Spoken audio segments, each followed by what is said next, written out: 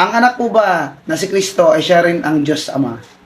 Yun ang maliwanag na sabi dito sa 1 chapter 10, Verse 30. verse 30. Yan, chapter 10, verse 30. Ako at ang Ama ay isa. Oh, yun. Ako at ang Ama ay isa. Ang Diyos ay isa lang. Diyos Ama, Diyos Anak, Diyos Espiritu Santo. Isa lang ang Diyos.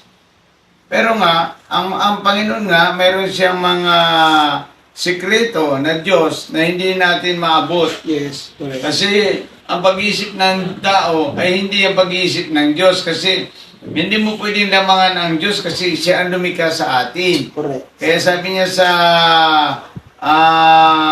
Deuteronomio 29:29, tingnan mo nga ang lihim ng Diyos. Deuteronomio 29:29.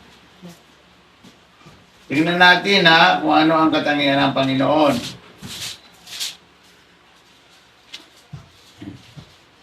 Deuteronomio 29:29, sige. 29. May mga bagay na sadyang inilihim ng Diyos nating si Yahweh. Okay. Ngunit ipinahayag ang kautosang ito upang sundin natin at ng ating mga anak magpakailanman. Ayun.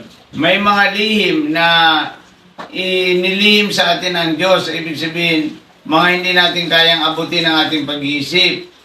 Pero may mga paraan na ibig sabihin, ito lang ang gagawin natin upang tayo ay sumampalataya. Sapat na po ito sa ating lahat. Ang gagawin lang natin, maniwala tayo na may Diyos, ang Panginoong Jesucristo, ang ating tagapagligtas, at yun po ay totoo.